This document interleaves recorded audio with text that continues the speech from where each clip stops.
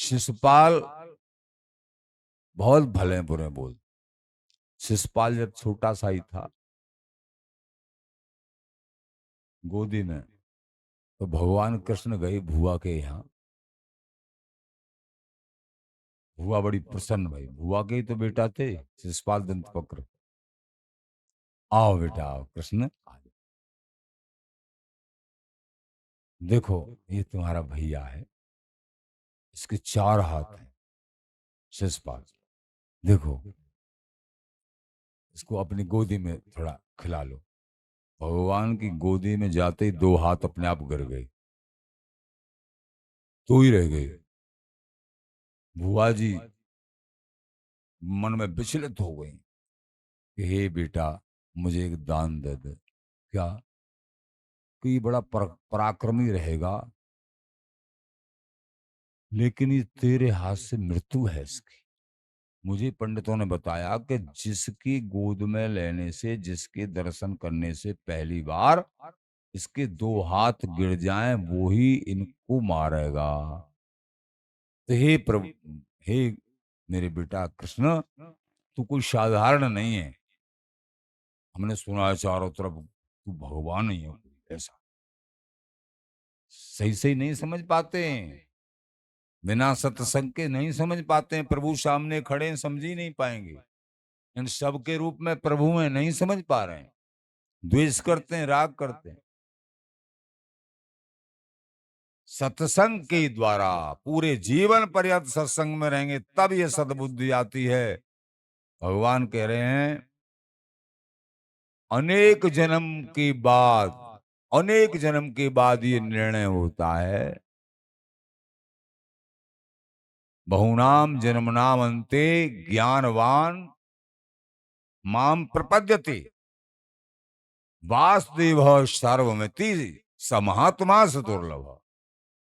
हे अर्जुन, बहुत जन्म के संग्रह से, बहुत जन्म के ज्ञानवान जो परम ज्ञानी हो गया है, बहुत जन्म की साधना से, वो उसका अंतिम जन्म में ये निर्णय होता है कि सब मेरे प्रभु के ही स्वरूप हैं।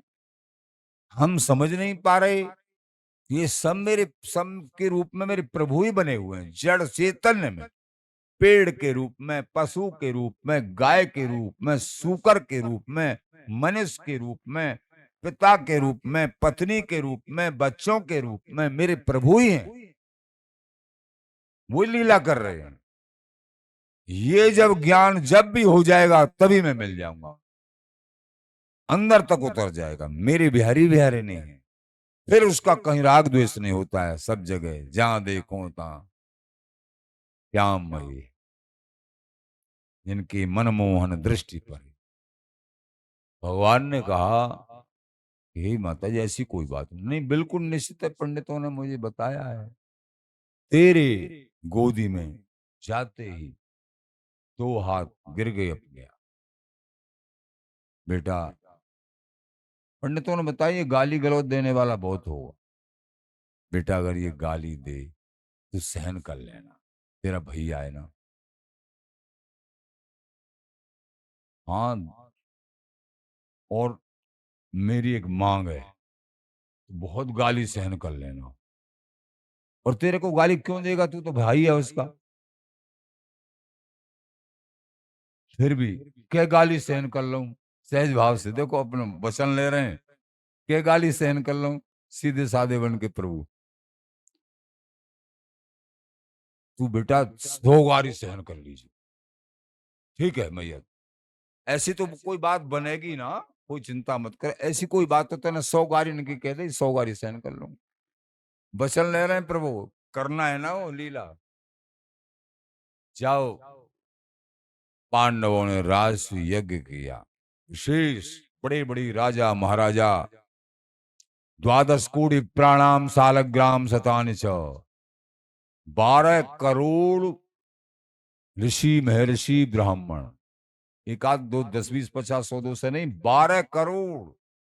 ऊपर से भी नारद जी आज बड़े बड़े ऋषि सभी आए। और भगवान श्री कृष्ण को वरिष्ठ पद पर विराजमान किया। सबसे पहले पूजा श्री कृष्ण की होगी, पितामह जी के आदेश से। हमारे सबके पूज्य सर्वनियंता प्रभु कृष्ण हैं, उनको उनकी यज्ञ में सबसे पहले पूजा हो।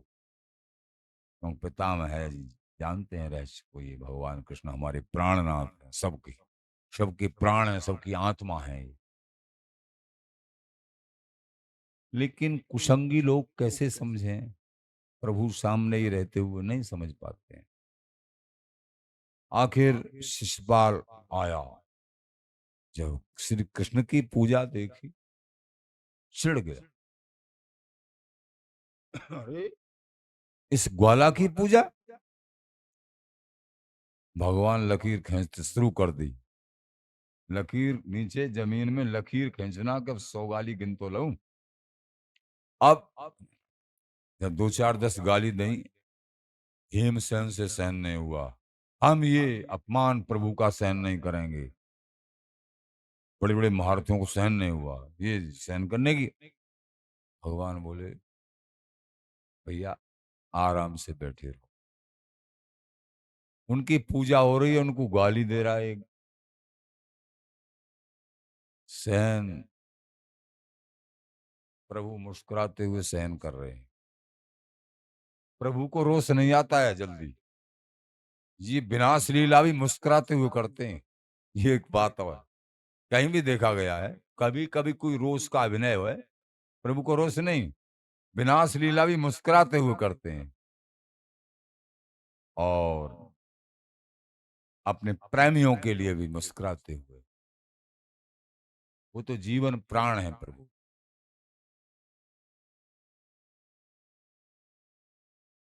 जब कई गाली पहुंच गई 100 के पास, भगवान बोले अब सावधान हो जा, बहुत हो गया। अरे फिर और कहने लगा। 100 गाली होके जब पार हुआ है, भगवान ने चक्र सुदर्शन को उंगली उठाई, तुरंत हाजिर हो गए सेवा में। इशारा, पूरी सभा के बीच में मस्तक अलग, एकदम सन्नाटा छा गया। अरे पिता में भीष्म कह रहे कि यही तो हम कह रहे थे, ये त्रिलोकीनाथ हैं, ये त्रिलोकीनाथ हैं भाई। भगवान बोले अरे ये तो खेल था, वो हो गया, तो अपने यज्ञ में करो, यज्ञ की लीला को आगे करो। यज्ञ हुआ, और यज्ञ हुआ। यज्ञ बड़े भाव से, प्रेम से, निष्ठा से भगवान स्वयं करा रहे हैं। भगवान बोले चलो तुमने मेरी पूजा की है, वरिष्ठ सबसे, ठीक है, मैं पूजा के लायक नहीं हूं, जो शिषपाल कह रहा था वही हूं, ग्वाला हूं, गाय चराने वाला हूं। इस पर चलो तुम्हारा भाव है, पर एक सेवा मैं अपनी तरफ से लूं। भगवान बोले ये तो सबसे पहले पूजा तुमने, लेकिन मेरी तो मनोकामना। भगवान आप बताओ क्या सेवा लोगे। मैं यज्ञ में लूंगा जो भी संत महापुरुष आएंगे और जो प्रभु का प्रसाद पाएंगे, उनके मैं चरण धोऊंगा और उनकी झूठी पत्थर उठाऊंगा और उनके चरणों को साफी से पूछूंगा और अपने सिर पे रखूंगा। दंग रह गए सभी। ये सेवा मैं लूंगा, मेरी बात को काटना मत कोई भी। ले साहब, ये है, इसीलिए भगवान है ये। ऐसा ही गुण उनके भक्तों में होता है, कहीं अभिमान नहीं होता है, तब ही वो भक्त, मैं भक्तन को दास, भक्त मेरी मुकुटमणि, सबसे छोटी सेवा स्वीकार करी। झूठी पत्तलों को उठाना, चरण धोना, सबसे छोटी, अभिमान रहते ही करता है। जिसके अंदर अभिमान की, पूर्ण ब्रह्म, पूर्ण परमेश्वर, सबकी आत्मा, पूर्ण माधुर्य स्वरूप श्री हरि, वो ब्रजनायक, तीनों लोकों के नायक, वो पूर्ण प्रेम के भगवान श्री कृष्णचंद्र जी कोई सामान्य नहीं है, प्रेम के अवतार हैं, ऐश्वर्यमयी है, प्रेम के अवतार हैं, समस्त अवतारों में पूर्ण अवतार हैं, सर्वगुण संपन्न श्री भगवान श्री कृष्णचंद्र जी साक्षात इनके लिए गुण संपन्न में कहना छोटा है। श्री हरि है, सबके दुख को हरण करने, एक चींटी से लेके ब्रह्मा जी के दुख को भी हरण करने वाले प्रभु हैं। अब वहां यज्ञ बड़े ढंग से भगवान ने अपनी सेवाएं करी, सब ने अपनी अपनी सेवाएं संभाली। यज्ञ, लेकिन यज्ञ पूर्ण होता एक शंख था, शंख बज जाए जब, ये वो था, बता दिया था भगवान ने, ये शंख बज जाएगा जब यज्ञ पूर्ण माना जाएगा। सब पांडव लोग, महाराज यज्ञ तो खूब धूमधाम से अच्छा हुआ, लेकिन ये शंख क्यों नहीं बजा? भगवान बोले बताओ। हाँ, कि किसी परम भक्त ने, जो प्रभु का अनन्य भक्त है, दृढ़ अनन्य भाव है, उस भक्त ने प्रसाद नहीं पाया। निष्कामी अनन्य, जिसको कोई जान भी ना पाए, ऐसे किसी भक्त ने, संत ने प्रसाद नहीं। कि महाराज जी ऐसे ऐसे ब्रह्म ऋषि ऐसे ऐसे सब आए कि हाँ वो तो ठीक है, वो अपने में सब ठीक, लेकिन मैं बता रहा हूं कि महाराज आप ये भी बताओ वो कहाँ रहता है, कौन है फिर वो, कि रोजाना आता है तुम्हारे पास। रोजाना? तुम नहीं जान पाए उसको, कौन है? तुम्हारी गलियों में झाड़ू लगाने आता। तुम्हारी गलियों में झाड़ू लगाने, तुम्हारा झूठन खा। कि महाराज एक सुपच आता है। अरे वही तो परम भक्त है मेरा। कैसे पहचाने? उसके कारण से यज्ञ सफल नहीं हुई है। उसको लाओ, अभिमान में नहीं राजा, अभिमान में नहीं, दीन बन के उसको बुला के लाओ। जब वो प्रसाद पाएगा प्रेम से, तब यज्ञ सफल हो। गए भीमसेन जी, जो भी गए, स्वपचों का मोहल्ला, वहीं उनकी कुटिया, वहीं आवास है।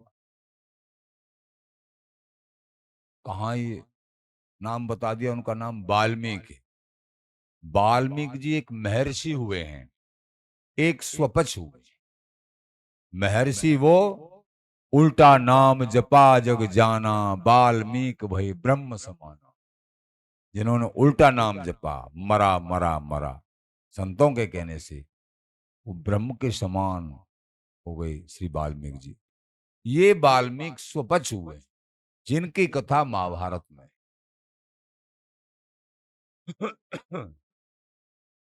तो जाइए आप।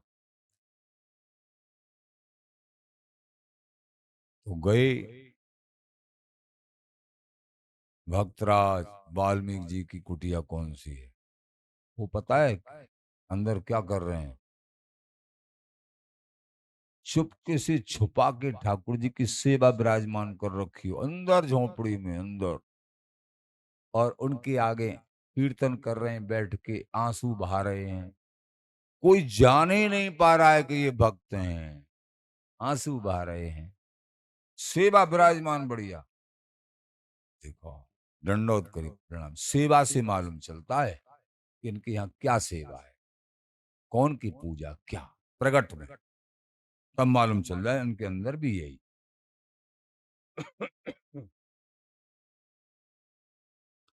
प्रसन्न हो गए, प्रणाम किया, साष्टांग प्रणाम किया। अरे भगवान मैं तो आपका दास हूं ये, और प्रभु को कोस रहे हैं, हे प्रभु आपने मेरा इस दास का परिचय आपने बताया होगा इन राजाओं को, हे प्रभु आप नहीं छोड़ोगे मुझे किसी काम का। प्रभु को कोस रहे हैं वाल्मीकि, मुझे किसी काम का नहीं छोड़ो। छुप के भजन कर रहा था, आपके गुण गा रहा था, मेरे से कहाँ से भजन होता है। लेकिन आप, हे महाराज, मैं तो आपका दास हूँ, आपकी झूठन खाता हूँ, आपके राखने से रह रहा हूँ, आपकी बस्ती में पड़ा हूँ, आपके यहाँ सोहनी लगाता हूँ। ये भगवान जन कौन को क्या चढ़ा दें। ये नहीं नहीं, हम कुछ भी सुनना चाहते हैं, आपके लिए हमारी बार बार प्रणाम है और आपको यज्ञ में पधारना है। और तो और, चलिए हमारे कंधा पे बैठिए, ये कहा। हमारे कंधा पे बैठिए, भगवान की आज्ञा है। अरे मैं तो सिर के बदले जाऊं आपके यहाँ, वो भी थोड़ा, आप मेरे महाराज हो। भगवान की बातों में मत जाओ, भगवान तो ऐसे लीला इन कौन को। नहीं, भगवान असत्य वचन भगवान का एक भी नहीं होता है, सब सत्य। बताओ, जिसके कारण इतनी बड़ी यज्ञ सफल नहीं हुई, इसके प्रसाद पाए के बिना पड़ोस में रह जाए कोई, इस तरीके का बैठा महापरम भक्त, यज्ञ सब प्रभु ने स्वीकार नहीं किया। ये कितनी महिमा है भक्ति की, कितनी बड़ी महिमा है। स्वपचो मेको वैष्णव, स्वपच हो, चाहे या वैष्णव है, चाहे वो स्वपच ही क्यों ना। भागवत जी में प्रहलाद जी कह रहे हैं, 12 गुणों से युक्त ब्राह्मण, लेकिन भक्ति नहीं है उनके हृदय में प्रभु की, राम जी की, कृष्ण जी की। और एक स्वपच जाति में पैदा हुआ, लेकिन उसके अंदर हरि की भक्ति है, वो श्रेष्ठ है। प्रहलाद जी ने लिखा। तो बात भक्ति की है। अगर ब्राह्मण जाति में इस तरीके की भक्ति है, वो तो सोना और सुगंधी, फिर तो कहना ही क्या है। सरब पूज भये और रहेंगे और होंगे। देखो, बड़े बड़े आचार्य महानुभाव ब्राह्मण जाति में हुए, जिन्होंने दुनिया को प्रभु के चरणों का दास बना दिया। किसी भी संप्रदाय को देखो उठा के, लेकिन रावण भी ब्राह्मण था। बात जाति की नहीं है, बात भक्ति की है, बात भक्ति की है। अहम भक्त पराधीनो ये स्वतंत्र यवद्विज, कह दिया दुर्वासा जी से, हे ध्वज, हे दुर्वासा जी, मैं भक्तों के अधीन हूं, मैं भक्तों के अधीन हूं। तुमने मेरे भक्त का परिहास किया है, इसलिए मैं तुमको कदापि माफ नहीं करूंगा, कोई भी माफ नहीं कर सकता है। और ये चक्र सुदर्शन मेरा है, लेकिन मैं भी इसको नहीं रोक सकता हूं। तुमने मेरे भक्त का अपराध किया है, भक्त से जाके माफी मांगो, तभी अपराध माफ होगा। गए दुर्वासा जी भक्त के आगे, माफी मांगा। वो 1 साल से बराबर एक पैर पे खड़े हैं, खाया न पिया कुछ नहीं। हे प्रभु, मेरे से ब्रह्मण्य देव श्री दुर्वासा जी महाराज, उनका अपराध हो गया। हे प्रभु, वो बेचारे कैसे भटक रहे हैं, आप इतना उनको कष्ट मत दीजिए। उनके हृदय में इतना भी द्वेष नहीं। और दुर्वासा जी महाराज उनको कृत्या के द्वारा भस्म करना चाह रहे थे कि इसका इतना दुनिया में स्वेश बढ़ रहा है, इसको भस्म करो। मेरा स्वेश, क्योंकि वैकुंठ धाम में चर्चा हो रही, दुर्वासा जी महाराज के जहां तक चर्चा हो रही, अरे अम्बरीश जी बड़े परम भक्त हैं, परम भक्त हैं। दुर्वासा जी से सहन नहीं हुआ। अरे हम एक बार में 10-10, 20-20, 50-50 हजार वर्ष की समाधि लगा के बैठ जाए, और वो 100-100 स्त्रियों के संग रहने वाला वो जो राजा, उसकी दुनिया में इतनी बड़ाई सौरानी थी अम्बरीश जी महाराज की, इतनी बड़ाई सहन नहीं हुई। परीक्षण भगवान के द्वारा तिरस्कार हुआ कि मेरे भक्त के प्रति ऐसा कुभाव, तपस्या धूल धूसरित हो गई। कभी भी प्रेमी जनों, कभी किसी भी संप्रदाय का कोई भक्त हो, किसी भी संप्रदाय का, चाहे भगवान राम का, चाहे भगवान कृष्ण का, चाहे भगवान शिव का, चाहे भगवान श्री हरि का, विष्णु भगवान का, कोई भी कहीं का भक्त हो, किसी की अवहेलना मत करो, किसी की निंदा मत करो और अपने स्वरूप में दृढ़ रहो। जिस संप्रदाय के तुम उपासक हो, जो आचार्यों ने रीति बताई है, उस रीति में सम्यक भाव से, दृढ़ अनन्य भाव से, और किसी को हे दृष्टि से मत देखिए, तभी हमारे इष्ट प्रसन्न होंगे, तभी प्रसन्न। प्रेमी जनों, भगवत ऋषिकेश जी महाराज कह रहे हैं, तो वहां जो स्वपथ थे जाके प्रसाद पाया, कथा थोड़ी लंबी है, तब ही शंख बजा। जब कुभाव रहे, एक बार तो कुभाव आ गया तो शंख नहीं बजा कि अरे ये तो स्वपच है, इनको खाना पीना भी नहीं आता है। शंख नहीं बजा कि क्यों नहीं शंख बजा? भगवान ने छड़ी मारी कि महाराज ये आपके किसी प्रकार का पांडवों में से किसी को। द्रौपदी से पूछा, द्रौपदी शंख अब भी नहीं, उनको प्रेम से प्रसाद पवाया है, आसन बिछा के ढंग से सत्कार करके, पर शंख नहीं बजा। तुमने कुभाव तो नहीं कर लिया जाति को लेके? जाति को लेकर कुभाव तो नहीं? अरे रहे तो इसलिए इनको खाना पीना सबको एक साथ मिला के पा लिया इन्होंने, हैं? हाँ महाराज, मेरे मन में कुभाव तो आया कि माफी मांगो इनसे, माफी मांगो।